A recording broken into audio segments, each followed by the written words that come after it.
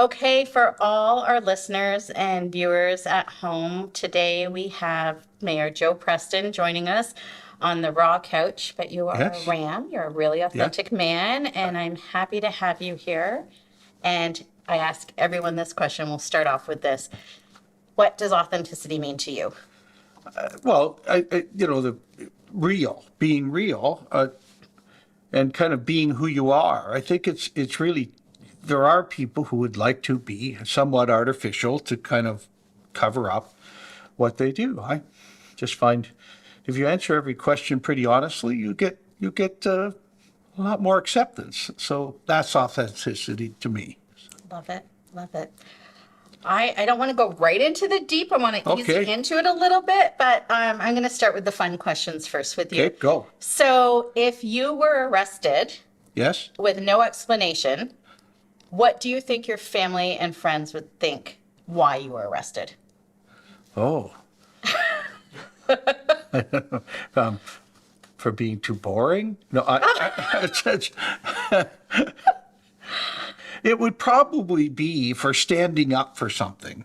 I started. Such a politician you are. But it's true. I started long before politics, being community involved and project involved, and look, I've protested on the front steps of what is currently my city hall with a megaphone about something I didn't like what the city was doing. So I would think that most of my family and friends would think, yep, I wonder what it was he was defending or standing up for. Love that answer, actually. I love it. Can you tell, like, I know a lot about you because you actually just recently married my best friend, which is so amazing. Well, she's my best friend. She can't be, no, I guess she can be both. Yes. So for the listeners at home and people that are watching that might not know, surprisingly, might not know Mayor Joe Preston. Okay. Tell us a little bit about yourself. Well, I'm been a politician in a couple of different levels. As a member of parliament for 12 years and now as the mayor for 6 with 3 years left in this term. That's the political side. I'm a business person. I've been a restaurateur for my whole life. I've been a Wendy's franchisee now 33 years and worked with Wendy's for 45 years. So started with Wendy's when they first came to Canada. And so that's been a big part of my life and a big part of my community involvement. Family's been pretty important. As you said, I just married my best friend in September, and she happens to be your best friend too. But Stephanie has been a neat new part of my life. We've learned how to be different. Stephanie, as you know, is bipolar, and I've had to learn what that meant and how better do you have to know someone to know how to get along with someone with a mental illness. So that's become a huge part of my life that wasn't there before. I have 2 children, both grown up with children of their own now, and so I have some grandkids too. And there's always the family dynamics that goes with that too. And then marrying Stephanie brought 3 new stepkids into my life too. So there's all of the let's try again. Only I'm going to get it right this time. No.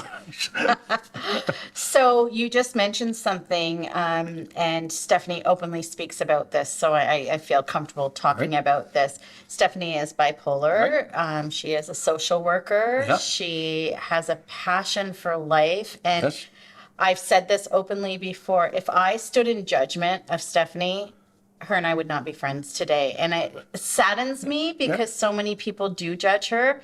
And she is the most beautiful soul. She is the kindest heart. Yeah. She's the most religious woman and the best friend I have ever had. And you being in the position that you are, being mayor, just how do you handle it when, say, for instance, when Stephanie had that episode when she was on Facebook Live and you kept cutting in? Like, what was that for you? Were you worried about your Of course, own? That's my best friend having a bit of a mental health episode. But in reality, very many people have some mental health. I left Parliament mostly because I had a pretty traumatic experience about a shooting in Parliament. So with PTSD, and so I had to learn how to get over that. Stephanie has certainly helped me with that too. Look, she's her own strong woman in a lot of ways, and a former professional musician who I just love when she gets out her guitar and she's singing. I turn off every other noise in the house and I was in join tears in. when she sang the song at your wedding. Yeah, well, me too. And that, yes, you were crying. I'm also very sentimental. Yes. I still watch Hallmark Christmas movies pretty much all year round, and so this season is one of my favorite seasons for the Yes. sentimentality of it, right? But I've been known to watch Christmas in July on the Women's Channel too, so it's look. I think I'm a bit of a softie who, because of my places in life, I have to sometimes act that it's not. That's another piece of my past. I used to be an actor. I Oh, acted in know that. 8 different plays at Port Stanley Theatre. Some after I became a member of Parliament, but before I did, it was part of my community work. I was on the board, and I acted in Sound of Music. Right? I was Rolf. Sing? Yeah, as well as I can sing, because I have been asked to move in church. Would you not sing behind me, Joe? No, it was Stephanie. She's way better. I let her sing. So no, a lot of. I got over my shyness early in life. I had a lisp. I was a small kid with a lisp, and I asked one Christmas for a tape recorder so that I could sit and practice my speaking, so I could get rid of that lisp, and it worked.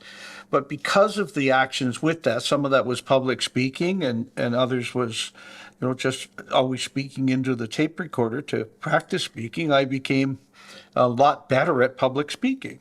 I love that. And I hope that some young child is listening at home that might have a lisp and say, like, look at now you've become the mayor and you do all this public speaking and you've been in plays. That's fascinating. So, Well, and it's almost like I look for public speaking opportunities. Yes. Right? It is the fun part of sharing your message. We've got some great things going on in our province, in our city, and we're trying to share with the world what that looks like and what that means to the people who are choosing Southern Ontario and St. Thomas as their home. amazing. So I'm going to bring it back a little bit to your your marriage, which was beautiful. The best wedding I've been to. It was a pretty good party. It was a great party. It was amazing. You both looked incredible. The song is something I will never forget. So what's it like being married to a woman that is younger than you? Quite a bit younger than you. I think we're about the same age. No, and she'll say the same thing. She'll say she's an old soul. She is an old soul. And so, she is an old soul. And you're very youthful. And so it really does work for a lot of different reasons. It's incredible how similar our background is, too. She grew up in a rural community and doing farm work, and as did I. And she grew up with that artistic background, and as did I. And I grew up in a home with six brothers and sisters and a single mom, and things weren't always easy. But so we both have seen that. Right. Has it made made us who we are? Yeah, I think to a degree, right? But it's let us release and move forward and say, but what else can we be? Right? How did you two meet? It's funny because while I was the member of Parliament, we would often need someone who could sing the national anthem or that type of thing. So I got to know Stephanie as one of the local singers who we could get to do some of that. And now I hear from her, it was her piece to get to know me so that she could get a chance to sing for the Prime Minister or that. Right. And so we did. It was a couple of big events. One with the Prime Minister that she got to sing the national anthem. That's some 3,000, 4,000 people at an event, and got to meet the Prime Minister and give him her CD. And it was only a short time later that we did the international plowing match in Elgin, and I was a part of it. And so we asked, could she come and sing? Because she could sing both national anthems, and so we knew that would work too, because it's an international thing.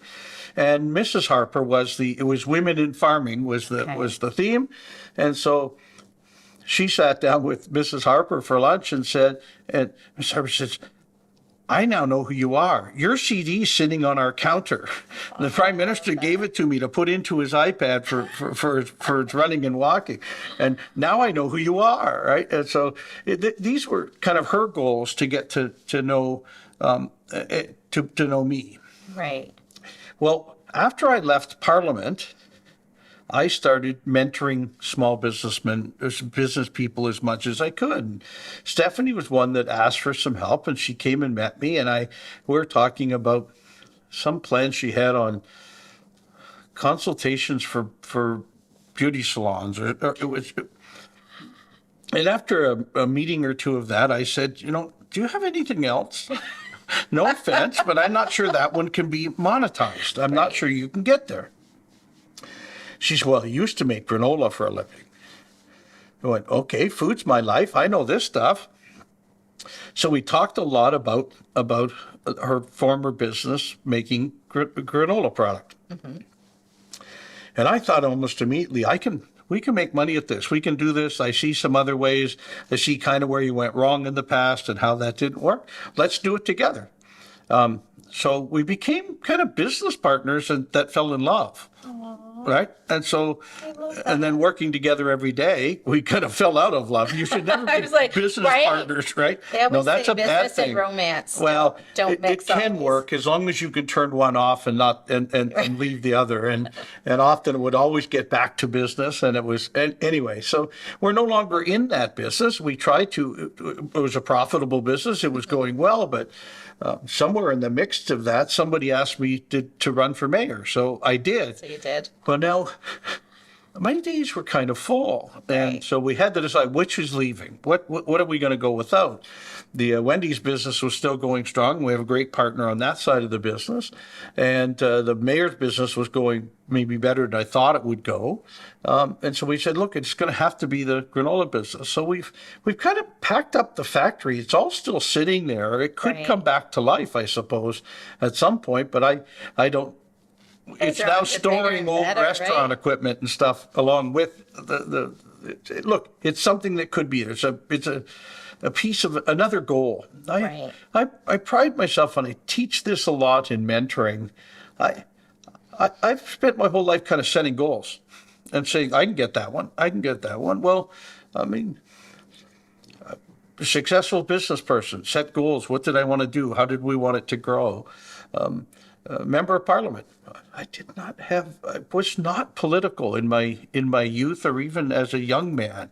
I was about almost 50 when I first ran for Parliament. Wow. And somebody came to me one day and said, you're doing a lot of community stuff right. Would you run for us? And I said, excuse me, you see the size of me? I'm not running anywhere. They said, okay, we'll walk fast.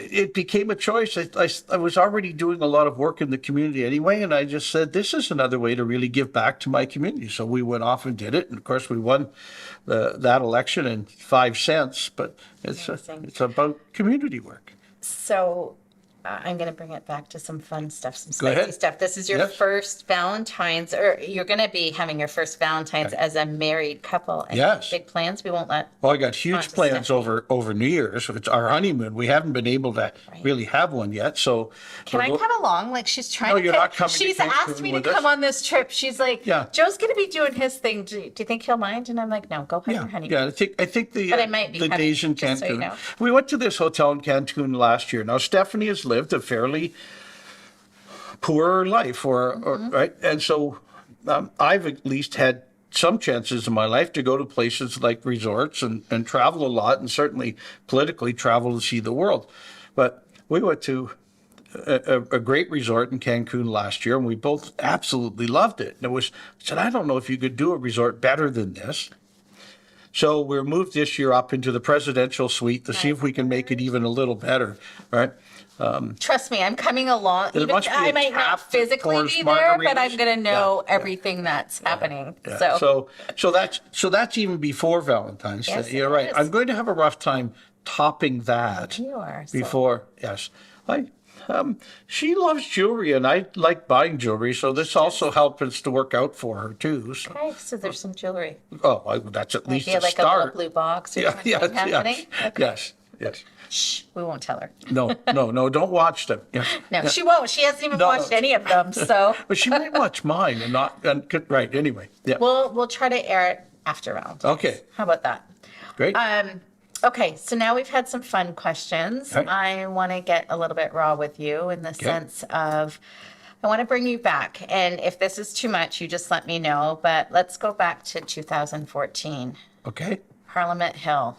Yeah. Well, Tell me what took place, where you were at, what was going on in your life. Well, it's a pretty scary day, but it started out as boring as normal. Wednesday mornings on Parliament Hill are caucus day, which means everybody from each party meets in one big room with all of their team members. We're in government at the time, so we're certainly looking at what legislation was coming up, what we're working at. And I always sat fairly near the front. I wear hearing aids, so I have to. I was sitting fairly near the front, and the Prime Minister had just got up to start speaking to us about something, and like the loudest noise you've ever heard. That's the one difference I explain even to this day. You know, you watch a movie and gunshots are loud, but they're not as loud as this was. Right?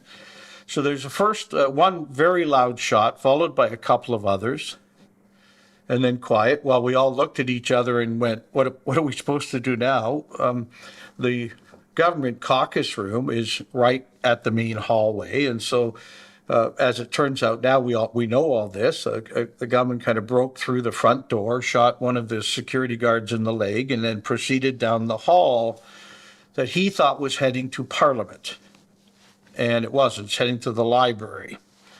And as he kind of ran down that hall, there's security guards outside of our caucus, outside of the NDP caucus across the road, or across the hall. And so just a incredible amount of gunfire, and the gentleman made it as far as the entrance to the library, where he kind of was hiding behind a pillar, and then eventually the security guard did shoot him. But about, I'm going to say, between 70 and 100 shots. Right? Were you like, where were you? Well, the caucus room is set up with just basically benches. And so we're sitting in our benches. And when this started, obviously many of us said, well, let's get away from the doors, right? Because you could hear the activity in the hallway. Some members dove out the back door and ended up running right into this. There's a booth, looks much like a cargo container, that's the translation booth in our room, right? So that all things we do in the Canadian government are bilingual. So the translation booth, and I just remember standing there with another member of Parliament, and you think it's done because you've heard all the shots you can hear, and then more start, and then you go, am I in the right spot? Well. So I remember seeing a couple of members of Parliament kind of dive behind this translation booth, and trying to do so myself, and I didn't fit. So I went, no. So I turned around and said, okay, who else can we, what else can we do, right? And then basically there was a more silent period of time where we barricaded the doors, and it turned into the longest day, because that happened about, I would think 8:30, 9 o'clock, maybe 9:30 in the morning. And there's usually a few snacks there, but there's not enough to sustain people all day. Right. We also have to give up our phones when we enter that room because of the privacy of the legislation we're talking about. So all our phones are in the outer ante room, which we didn't know whether to barricade it or not. We did. We barricaded the other doors collectively, and then kept listening for what was going on outside. You know, one of the scary things when you're in an area with a lot of gunfire, you don't know who the bad guys are, and you don't know who's winning. Right. There isn't a different shot for the good guys and the bad guys. So you just you don't know, right? So it's quite traumatic that way, right? And then it had some really other unique. We kind of ran out of the little bits of food that were there. Right. I remember watching somebody drink creamers. Oh my goodness. Well, You just do what you have to do, well, right? at about an hour after that, one security guard was in our room with us. He became a very good friend, but he could at least he had some understanding of what's going on the outside, right? And while it was all kind of up in the air, he certainly didn't want to share the bad news with us. Right. We said, okay, we have to unblock this door. The sergeant at arms wants to come in. Okay, so we did. Kevin, who is a pretty good friend of mine, is the sergeant at arms too, because I had been responsible for security on the Hill on one of the committees that I chaired.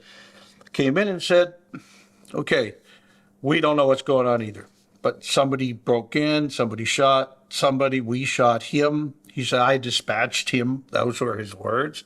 And we cannot let any of you out of here till we're sure there is nobody else. If this is a lone gunman, we're fine. But if it isn't, right? So they ended up having to search the whole.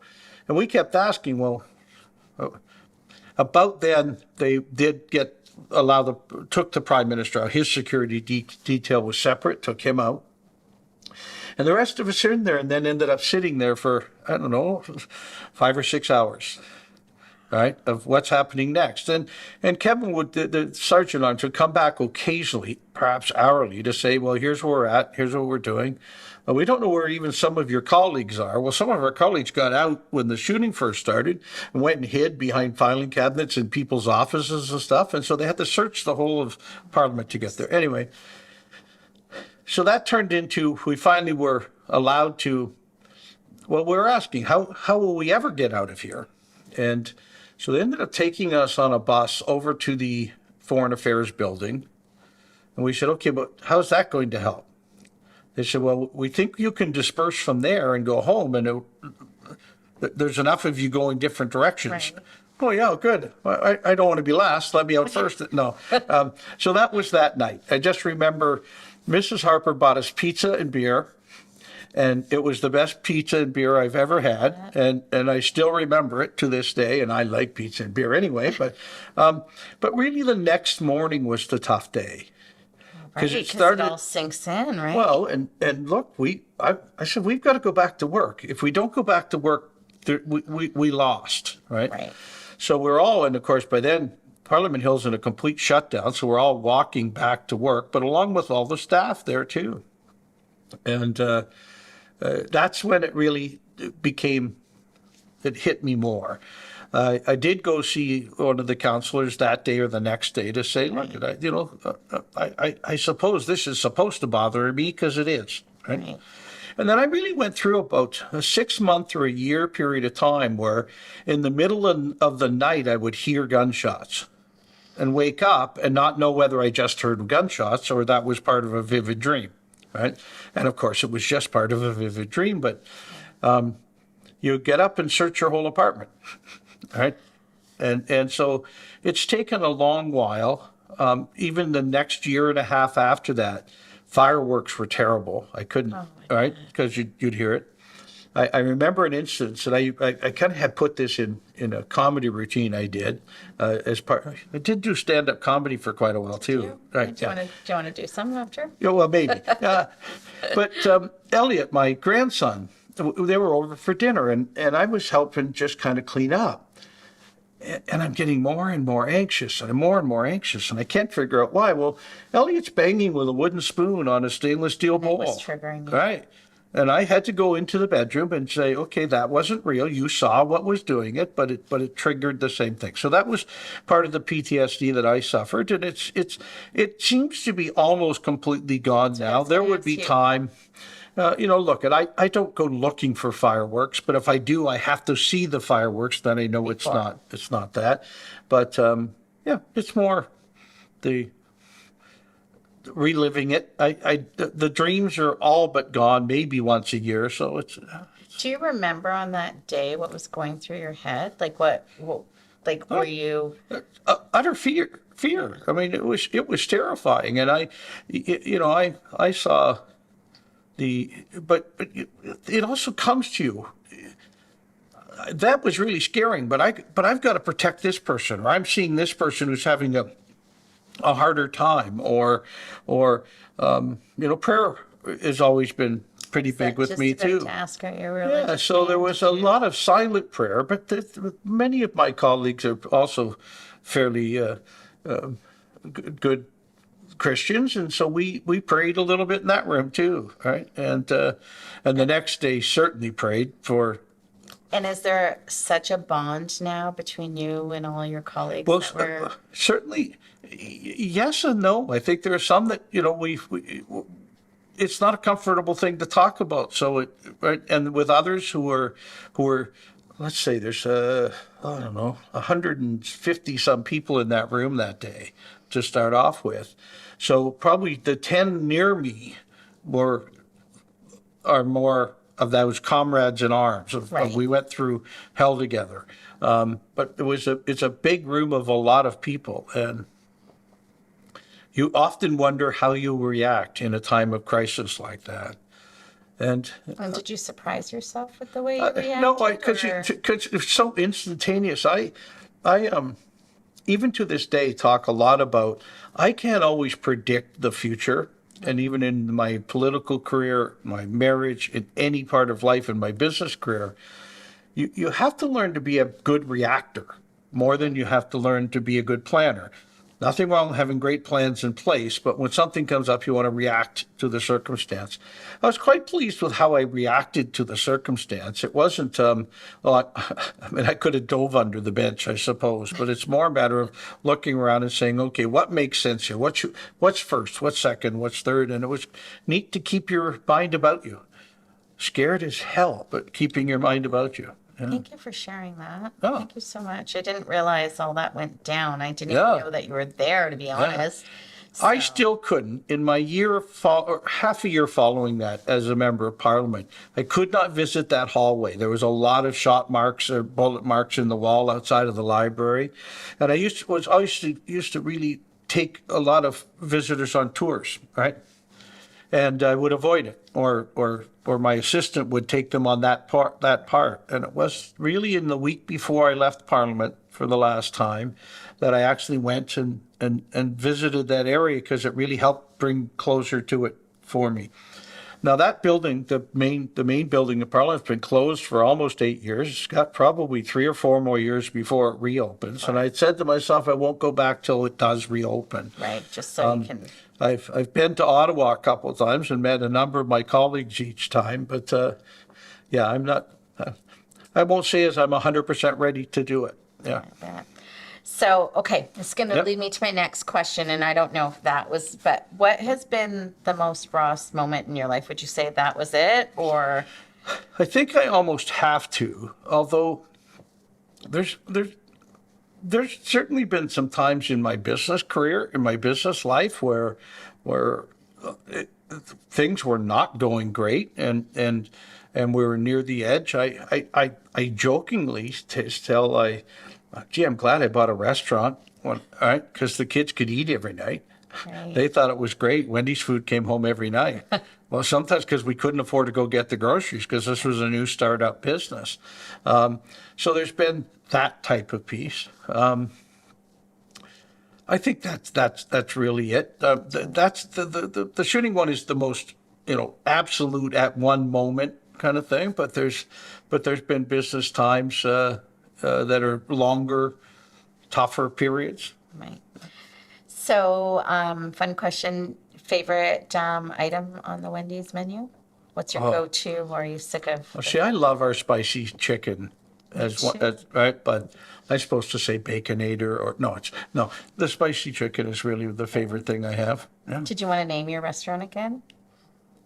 What? Want to plug it a little bit? Well, so Wendy's, yeah. Well, Wendy's, and maybe we're Wendy's about- is going to be a sponsor. Well, and we are about to build another. So we've signed the you? letter of intent for a second one. That's still up to the landlord now, so it may not happen. but In we've- St. Thomas or? Yeah, one in St. Thomas and another one nearby. Marcy, my partner, and that's a unique business story too. Started with me when she was 14. I had just recently bought the restaurant, and she started with me and finished high school, went off to college, took hotel and restaurant management, came back and became one of the managers in my business. And in 2004, when that decision was made, I would run for Parliament. I remember going to my wife of the day and saying, what should we do? Stephanie at the time. No, it was not Stephanie at the time. The wife of the day. I love yes, it. yes. And saying, what should we do with our business? This is the only thing we really haven't talked about. Right? You're favorable in me running, but she said, well, what are the choices we have? And I said, well, we could sell the business, obviously. Right? We had more than one Wendy's at the time, but we said we could sell the business, but the St. Thomas one was going to be the only one we had left. And she said, okay, but what's the other choice? And I say we give Marcy 10% of the business as a gift, so that she will run the business while I'm away. Best decision you've ever made, eh? Oh, far and away. Now, the discussion of that day went something like, well, that's really good, because if you don't win, then you've got something to come back to. But, yeah, thanks for the support. We did win. Wife of the Yes. day. And so Marcy since then has bought more and more shares and so she now owns almost half of our business, and she's still young enough. She wants to grow, so we're going to build some more Wendy's with her. So Oh, good perfect. for you. Good Yeah. for you. Okay, fun question. Go. Friends. Have you watched Friends? Yes. Okay, if you could have been any of the characters, who would you be and why? Well, I want to be Phoebe. You would- And that's okay. That's weird, but she was the most strangest, outgoing, but the most common sense person on the show, right? Right. Kind of like Stephanie. Oh, almost Right? exactly. I should get Stephanie to sing "Smelly Cat" just to see Yes, if right. it We works. should. Right? Okay, we should. Right? But at the end of the day, Phoebe's an old soul who gave people great advice too, Right. and looked at things that way. So certainly love the show. Still watch reruns all the time. So, but yeah. Joe's going to be Phoebe. Somebody write that down. Phoebe, Yeah. yes. We're gonna. Yeah. Like, this is noted. It's Yeah. in the vault. Okay, if you could bring everybody that you have ever met in your life, dead or alive, you bring them all into one room, and you can only look for one person, who would it be? Well, I miss my mom. That would be a big one. She was a huge part of our lives and was such a strong woman. Was six kids as a single mom who was a nurse, and so we know she was pretty smart and knew what she was doing. But of course, no teenager ever said that about one of their parents, Right? right? I think we caused her a lot of grief, right? And but she worked midnight. She worked 11 till 7 at a hospital just down the street from where we live, so that we'd go. She'd think we went to bed, and then she would leave, and she'd come back in the morning. But there was a few parties at the house after Mom went to work. But I think she knew about all of them. I think she was smart enough to know that good parenting allowed us to grow up too. So, so that would be one for sure, right? That's beautiful. So, guilty pleasure? A guilty pleasure? Well, I still love cigars, Yes. and pretty good Irish whiskey to go with that cigar. But I still do. It's a fine time just to sit there and recharge my brain or contemplate what's coming next is probably the best way to do it. Beautiful. Favorite movie? This favorite movie. There's lots of great movies out there, but I liked Richard Dreyfuss in Mr. Holland's Opus. Ooh. He was a great high school band teacher who wrote great music too, but he was such a good teacher in that sense. I don't know why I'll watch it anytime it's on. There's 3 or 4 movies that are like that. A lot of Christmas movies that are like Yes, that. Yeah. yes. So what's a tearjerker movie for you? Oh, just about anyone. Anyone? No, my daughter Kate, we all talk about, Dad could cry at every episode of Little House on the Prairie. Oh my gosh. Well, Pa, the crops aren't coming in, or the dog's missing. Look, I can cry even at. Last night we watched a Christmas movie that was enough that. That got Are you you crying? Yes, I am, and you know damn well I am. And so quit asking me. Okay, I have a funny question to ask because Go. I was part of this whole thing. So, as a lot of you know at home, I have a brand new puppy Yes. named Coco. Yes. She's a Cavalier King Charles, Yes. and you guys already have Jojo. So I was not looking for a puppy at all, a dog, nothing. I fall into that exact same category. Yes, okay, so we're going to paint this picture for a second. Right. So Stephanie's like, oh my God, I love Cavaliers. Let's just go check them out. So here we are. We drive off, and the runt of the There's litter. a nice litter of. There's a nice litter of these beautiful puppies. Yeah. And Coco goes on my chest, looks up at me, and Stephanie's like, she's not even 8 weeks. She's like lifting her head to see you. Like, you need to have this puppy. And I'm like, okay, so here's the deposit. So we go down the street and have lunch. So she's put a deposit down on one. Right. We get talking about the other puppy. So guys at home, Joe had no idea. Right. That We have a Stephanie- 10-year-old named JoJo who's Yes. a really good friend of mine. Exactly. She's great for my anxiety. But But you had no idea that Stephanie was going to go get some puppies. She didn't come home No. with one. She came home with 2. you're right. So tell me how that was. She Because I kind of- kept saying kind to of the night before, her son made her break down. She said, "You can't surprise Joe like this." that's what I You said. got- You right. got to give Joe something. She was going to So surprise him with 2 She puppies. said, "Okay, I'm getting a puppy." And she okay. had everything set up. Like Oh no, she no, no! went- She was no. Every Very question thorough. I asked, she was ready to give. So that was Reuben. Now Reuben is one of the 2 puppies that she came home with the next day after telling me we were getting one. Yes. Right?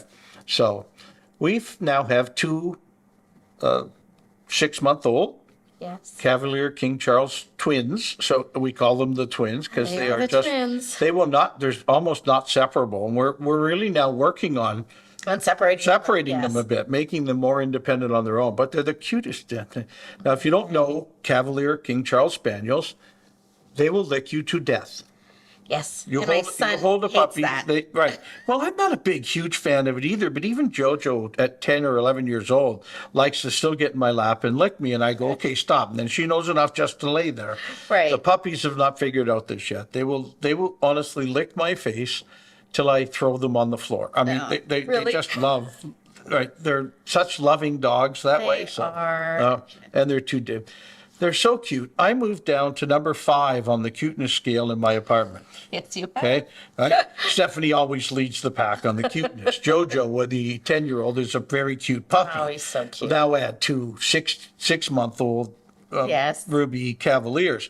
Okay, yeah, Joe's not even mentioned in the cuteness scale in the apartment. That's, Not anymore. but I just love coming home to my puppies too. They're great for anxiety with whatever caused it, right? So Right. in my job, even whether it's business or mayor, putting those 2 puppies in my lap brings everything. Yep, sets me back down. Takes all the rest away. It says, okay, now what's the real common sense approach you've got to use? What do you got to do to make So this? were you angry when you heard Of course Stephanie? I was. Yeah. No, I wasn't. Because I've learned with Stephanie, you have to accept what you just have get to with accept it, Stephanie. right? And I didn't, when she'd kind of told me that before, we're going to get another puppy, okay, but I'm going to do it all, and I've got it all set. Okay, great, I understand, because I'm busy. So even when it was 2 puppies, all it did was make that different. And Right. so, no, Yeah. there certainly has been times in the 6 months lately where I've Tell gone, me about it. They haven't had a great start, all our pups, No, eh? no, But and- thank God they're better now. So and we're in the restaurant business, and restaurateurs learn to eat out. yes, Right, and with the new puppies, it's really hard for us to even take an hour or 2 and just leave them alone and go out of the house. So Exactly. so that's why we've got to really plan things like trust me, I know. Christmas at the cottage or Cancun or whatever else might be next. Right. Right. Well, you know what, Joe? It has been a pleasure having you today. And wow, it's so nice. Like we do this, but we don't do this. Right. So Oh, yeah, well, it's, we should do more of this even because Yes, look, I we don't should. think I covered 3/4 of what. no, you what haven't. they And got I done. have so many questions still to Yeah. ask you. I keep saying this is my last question.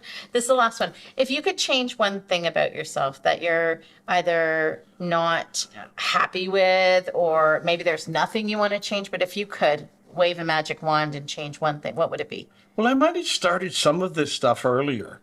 I mean, as I said, I didn't even enter politics till I was turning 50. Even starting my business started early, but it didn't take a lot of chances at the beginning, and so I wish I could have done a lot more of this success stuff early, Right. so that this time in my life I could be doing different things. things or even better community things, because the rest is taking care of itself.